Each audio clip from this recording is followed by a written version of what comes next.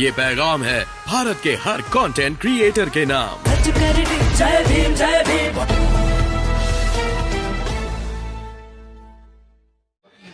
आपने यहाँ से नगीना लोकसभा से 3 योजना में 3 अलग अलग पार्टियों के नेताओं को जिता के भेजा।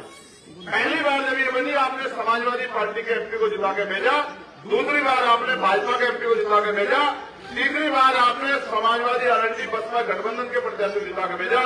3 लोग यहाँ से आपकी वोट लेके गए और दिल्ली की कुर्सी पे जाके बैठ गए। मैं आपसे जानना चाहता हूं, क्या उन तीनों लोगों ने आपके हक की लड़ाई लड़ने का काम किया? क्या वो तीनों लोग एमपी बनने के बाद आपकी बस्ती में आए आपके हाल जानने के लिए? क्या उन्होंने कभी आपकी सड़कें, आपका भूखा पेट, आपके टूटे मकान, बिना पलस्तर के मकान, कच्चे मकान, आपको तमाम तरह की मुसीबतों में घिरे देख के आपकी लड़ाई लड़ी? मुझे आप कैसे जानते हो? कैसे जानते हो आप लोग मुझे? फोन पे जानते हो? इसलिए जानते हो किसी मैं नेता का बेटा हूं, कोई पैसे वाला व्यक्ति नहीं, या इसलिए जानते हो कि मैं आपके अपने बीच का संघर्ष करने वाला व्यक्ति? किसलिए जानते हो? किसलिए जानते हो? बताओ जोर से। मैं गूंगी बहरी फौज का नेता बनना चाहता हूँ? नहीं। ये गूंगी बहरी फौज कहां से लाए? गूंगी बहरी फौज आपने नेता भी ऐसे बनाए, ना आप बोलते ना नेता बोलता, तो फिर कैसे आपकी लड़ाई सरकार आपकी समस्या दूर कर दे? जब तक आप बोलोगे नहीं तो सुनेगा कैसे? सुनो, एक और कहावत सुनो। ये कहावत है कि जब तक बच्चा रोता नहीं, माँ भी उसके भूखे पेट को नहीं देखती। जब वो रोता है तब माँ को एहसास होता है कि उसका पेट भूखा है। बताओ, आपकी जिंदगी में खुशहाली है या नहीं है? बताओ, क्या आपको जमीन अधिकार मिल रहे हैं, नहीं मिल रहे? बताओ, क्या आपको नौकरी और तमाम तरह के अधिकार मिल रहे हैं? क्या आपके घरों और तमाम तरह की मुसीबतों के लिए सरकार ने सोचा है? क्या पढ़ लिख के जो नौजवान बेरोजगार घूम रहे हैं उनके लिए कोई सोच रहा है? क्या मैं अभी जिस गांव से आया, मुझे तकलीफ के साथ कहना पड़ेगा, गांव के बाहर मुझे 12-13 महिलाएं मिली। मैंने उनसे पूछा कि आप कहाँ गए? उन्होंने मुझे बताया कि वो यहाँ कोई फैक्ट्री है जिसमें काम करते, जहाँ उसमें वो बनते हैं, क्या बनते हैं? कसौरे। मैंने उनसे पूछा कितने पैसे मिलते हैं? उन्होंने कहा 4,500 रुपए। मैंने पूछा कितने घंटे की ड्यूटी है? उन्होंने कहा 8 घंटे की। मैंने उनसे पूछा कि बहनों को छुट्टी है? तो उन्होंने कहा नहीं। मैंने कहा अगर आपको रुकना पड़ जाए किसी काम की वजह से फिर क्या होगा? तो उन्होंने कहा पैसे कट जाएंगे। आप महसूस करो, इस जिंदगी को जिंदगी मानते हो क्या? 4,000 का मतलब, 4,500 का मतलब 30 से गुणा भाग करके देखना कितना बैठता? एक दिन का कितना? 150 रुपए। 150 रुपए मजदूरी है क्या?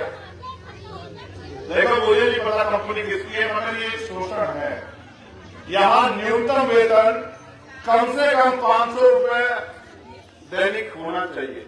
अगर कोई भी किसी काम को करेगा तो 500 रुपए से मिलेंगे, कम से कम 500 रुपए मिलेंगे। दुनिया में ऐसी व्यवस्था है, भारत को छोड़ के, क्योंकि भारत के नेताओं को, भारत की सरकार को गरीबों की कोई परवाह नहीं है। देखो, 2 तरह के जीवन हो गया, एक अमीरों का, एक गरीबों का। अमीरों का क्या है?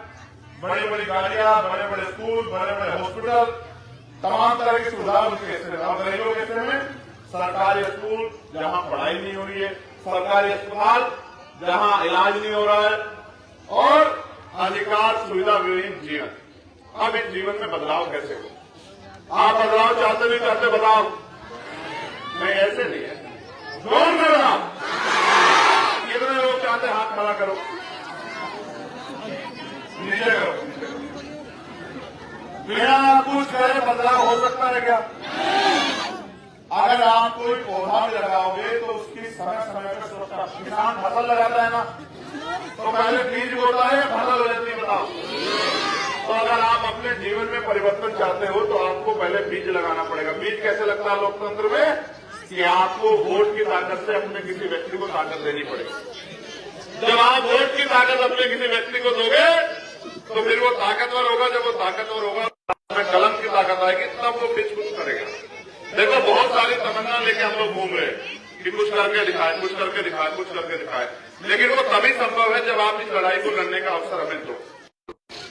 आज किसान को फसल के दाम नहीं मिल रहे हैं, किसान की फसल में आवारा पशु, गुलदार, तमाम तरह की मुसीबतें हैं, प्राकृतिक मार है, कभी ओला पड़ जाता है, कभी बारिश, कभी गैर हवा। मजदूर को न्यूनतम वेतन नहीं मिल रहा है, मजदूरी नहीं मिल रही। भारत तो एक ऐसा देश है कि दुनिया में तो जानवर बिकते हैं, यहाँ इंसान सुबह जाते हैं लोग चौराहे पे बिकने के लिए। कोई आता है पैसे वाला खरीदता है, 400 रुपए 300 रुपए देता है, शाम के टाइम कहता है जावे तेरा काम खत्म हो गया। अब इन सब समस्या का इलाज, इन सब समस्याओं का हल, क्योंकि बाबा साहब अम्बेडकर कहते थे जिनका दल नहीं होता उनके पास बल नहीं होता, जिनके पास बल नहीं होता उनकी समस्याओं का हल नहीं होता। हल चाहिए तो बल पैदा करो। लोकतंत्र में बल वोट से पैदा होता है। बाबा साहब अम्बेडकर ने वोट का अधिकार दिलाने के साथ कहा कि आज मैंने रानी का पेट काट दिया है, आज के बाद राजा बैलेट बॉक्स से तैयार होगा, आपकी वोट से तैयार होगा। आप पे वोट है, आप चाहो तो चंद्रशेखर आजाद को दिल्ली कुर्सी बिठा दो और चाहे दिल्ली कुर्सी बैठे व्यक्ति को जमीन पे पटक दो। ये आपकी वोट में ताकत है, ये आपके पास है। क्योंकि चाहे वो आपकी वोट हो या मेरी वोट हो या प्रधानमंत्री की वोट है, मुख्यमंत्री, वोट एक ही गिनी जाएगी। अगर आप चाहते हो कि नगीना में कुछ बदलाव हो, अगर आप चाहते हो नगीना के बच्चों, नौजवानों के लिए रोजगार के अवसर पैदा हो, यहाँ इंडस्ट्रियल एरिया लगे और 10-15 हजार रुपए का रोजगार इन बच्चों को, भाइयों को मिले। अगर आप चाहते हो जो पहले सरकार के पास खाली है वो नौकरियां दलित पिछड़े वर्ग के बच्चों को मिले। अगर आप चाहते हो सरकार का डंडा ऐसे चल रहा है कमजोर वर्गों पे, ये डंडा चलना बंद हो।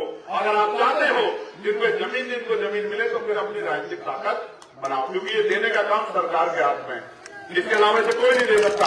अगर आप चाहते हो कि बहन बेटियों के लिए अच्छे स्कूल बने, उनको नौकरी करने की अवसर मिले, उनके लिए अच्छी जो है कंपनियां लगे जहां वो 12-15 हजार रुपए का रोजगार कर सके, तो फिर आप अपनी ताकत बनाओ। अगर आप चाहते हो कि मेहनत मजदूरी, अभी तो खेतों में जाकर मेहनत मजदूरी करनी पड़ती है, तो 150-200 रुपए मिलते हैं, जिंदगी से मुक्ति चाहते हो। अगर आप गरीबी बेबसी खत्म करना चाहते हो तो फिर अपने भविष्य के बारे में फैसला लो। उनके बारे में मत सोचो जो चुनाव के बाद आपके बारे में नहीं सोचते, उनके बारे में मत सोचो जो सिर्फ आप लोग चुनावी रिश्ता रखते हैं। जो मुझे बहुत सही नहीं जानते, अपने बच्चों से पूछ लेना, बहनों से पूछ लेना जो फोन देखते हैं, वो बता देंगे कि आपका बेटा चंद्रशेखर आजाद, आपका माइक 24 घंटे साथ भीम बुलाता है हमें, जय भीम बुलाता है अब तो।